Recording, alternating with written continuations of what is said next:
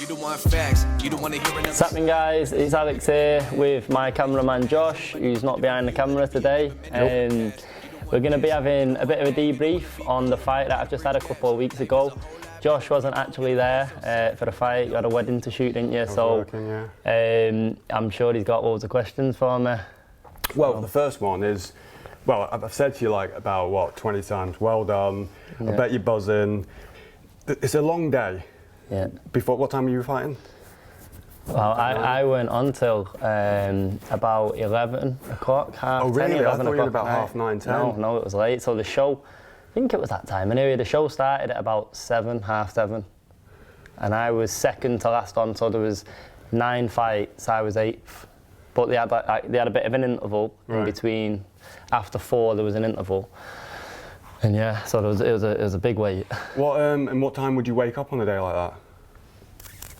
I woke up about 8, yeah, because I was in the hotel the day before. So I think naturally I woke up about 8 o'clock. Because all that week, because I think it was the nerves, to be honest, all that week I woke up before my alarm. Right.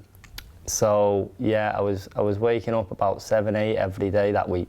And I think on the day of the fight, it was around 8 o'clock, yeah. What are you doing? Because that's a long day. I know obviously you're going to want to get warmed up, you're going to be eating, but like, how did you and Brian like, and kind of get it where you peaked at the right time?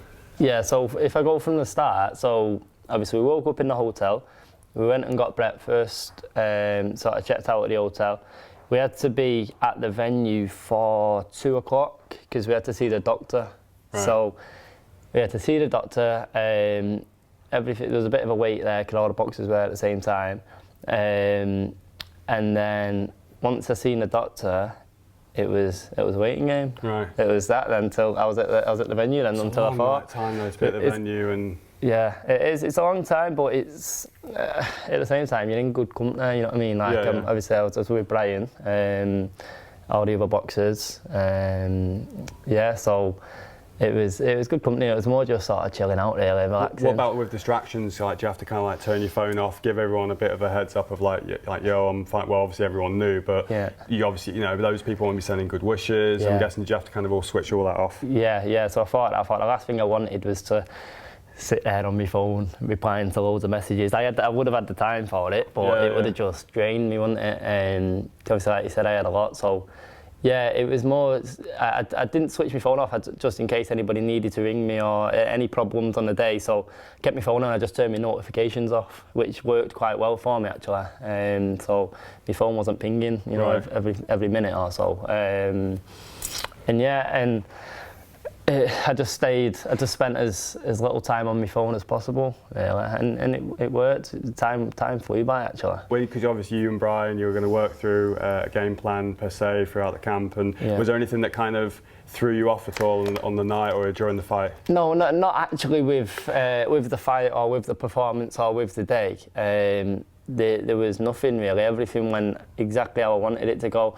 There was a funny moment that happened. Just a little bit before my fight. So my ring walk song is Sweet Caroline, and I've had that ring walk song in the amateurs. Everyone knows that's my ring walk song. And so I was, like I said, I was on 8th. It was the 6th fight had just been on.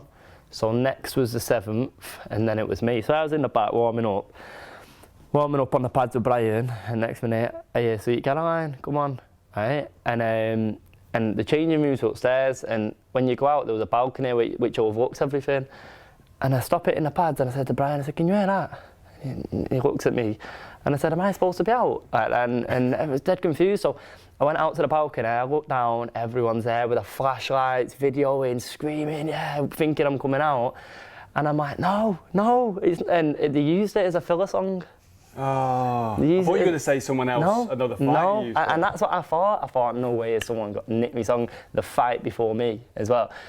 No, they use it as a filler song because obviously after every fight, I think they had to clean the ring and do all that sort of stuff. There was a bit of a time in between each fight, so there was music playing, and they used it as a filler song. And I was like, no, I was fuming. I had a bit of a strop, and then I calmed down a little bit and got back to warming up. Realised that everything was fine. I think everyone realised I weren't coming out, so everyone hyped, chilled out a little bit. And then then it was the next fight.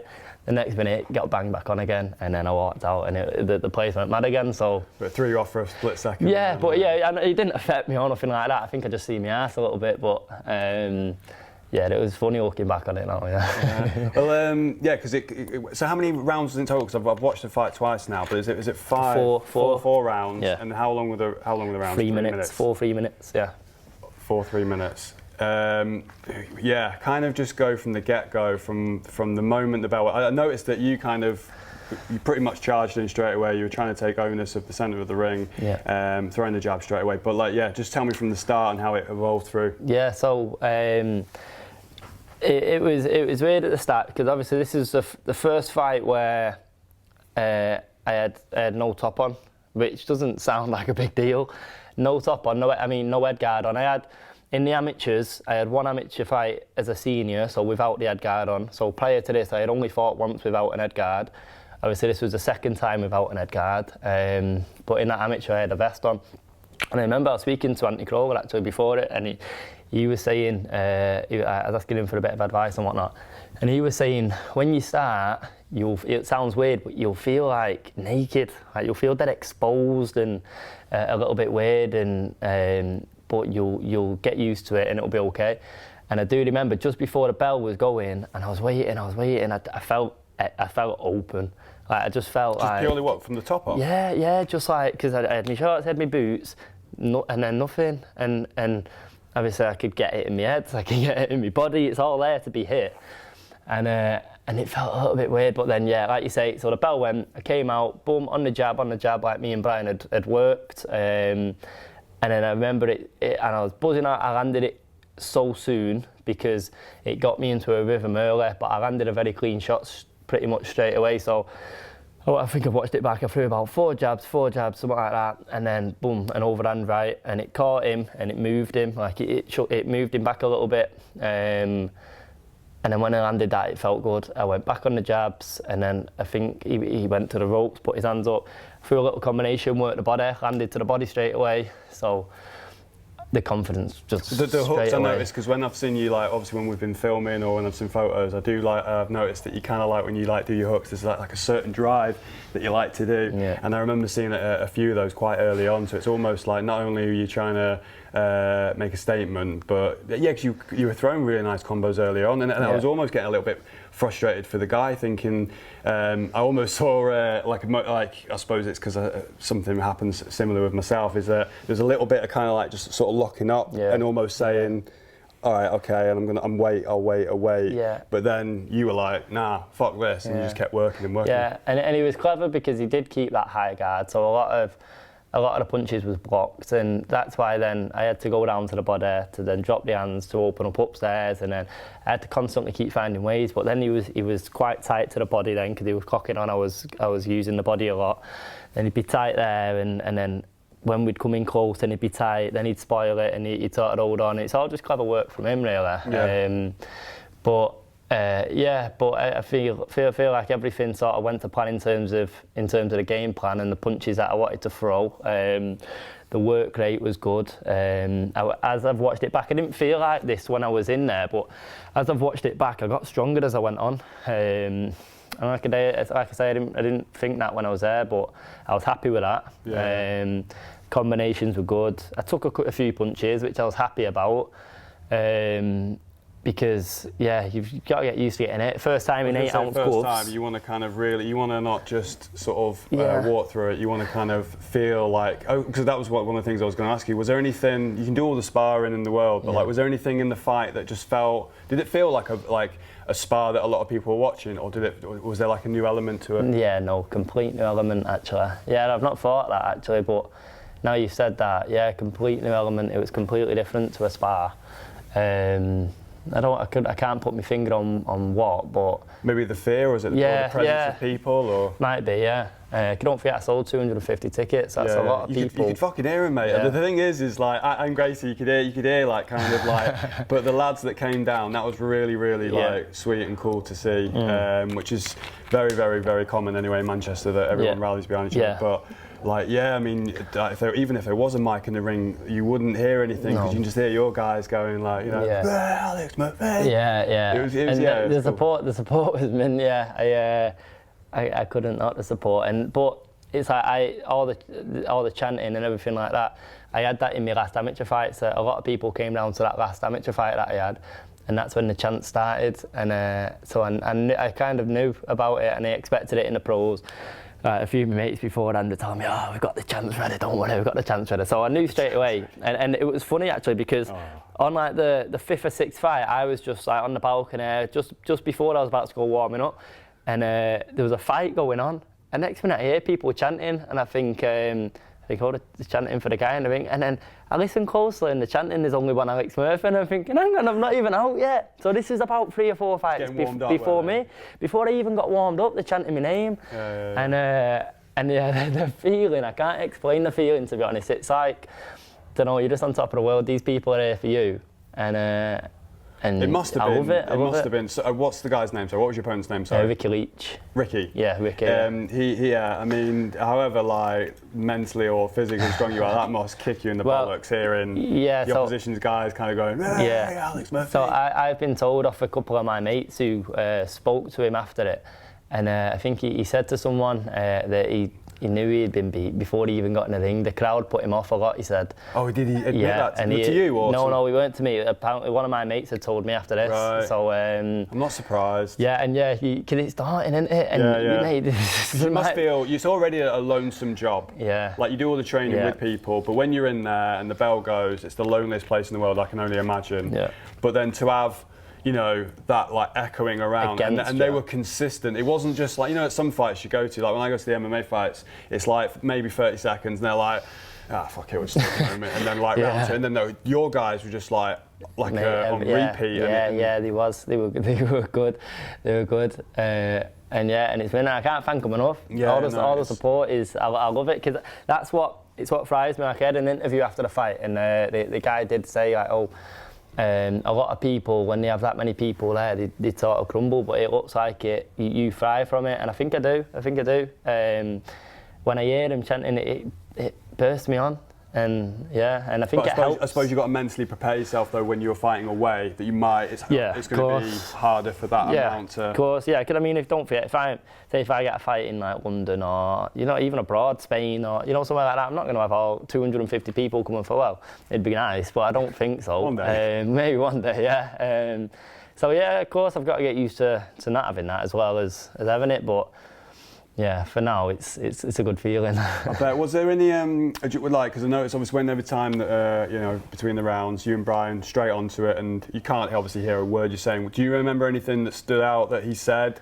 I mean, I know you didn't probably have loads of adjustments because what you were doing innately was very working clearly, but was there anything that you remember he sort of said? Well, that was it there, didn't it? Like, there wasn't loads of adjustments, so when I got back from that first round, Brian said, perfect. He said, you, this is great, doing everything. Because obviously, don't forget, he's debriefing me before it, he's telling me what to do before it. So we come back from the first round, he said, bang on, that's exactly what we want, you've done mint there, sort of thing. Carry on with that. There's a few things that he said in between rounds. You need to throw a few more feints. The feints are working really well. Throw the feints, come in, throw to the body, all that sort of stuff. So sometimes it was just reminding me. And in terms of in the fight, I get a lot of questions of like, what do you hear? You know, what do you hear in there? And there's not much that you do here, to be honest. Like, when I'm in there, I hear the odd time Brian screaming something. I don't hear everything he says, I hear just bits. The odd time I hear the chanting, goes in sort of one ear, then out the other sort of thing. But most of it, because you're so focused and you're so zoned in, you don't hear that much. You hear the ref. But yeah, the few things I remember hearing Brian shouting was, I think, when I was getting carried away a little bit and I was trying to get the stoppage, he was shouting, stay tight, stay tight. yeah, just in case that sort of one punch came over. Yeah, but I suppose because as you were like, you know, getting one over him, I suppose you kind of just can't help but get a feel that little essence of wild in you, because you know, if he's not throwing anything back, more and more as time goes on, I suppose you kind of, not that you would dispute or like you'd be naive to it, but like I suppose you would just get a bit, it's more like you get carried away. Yeah, of course, you get carried away, yeah, and I think the stoppage was there a few times, to be honest. I remember watching the video back and the ref so close a few times to jumping in. It would have been a great feeling to have that ref jump in and stop the fight, but it wasn't meant to be. And I think, to be fair, we needed the round. So like, for example, when I came back in after the second round, Brian said, "Listen, get back to your boxing now. Get back behind your jab. Don't go out flying." Because I finished that second round very strong, and he said, "Right, start this round again. Back to your jab. Don't go mad. Don't try and get him out of there just yet. Back to your boxing, and then I'd hear him shout every now and then, right, step it up. So I'd step it up then, sort of thing. And then even like the fourth round, for example, I think that was the closest I got to of stopping him. But the game plan, Brian had said, right, first round, boxing, don't go mad, just get back behind your jab, box him off. The last 2 minutes, try and get him out of there. And then after the minute, I heard him shout, right, step it up, 2 minutes to go.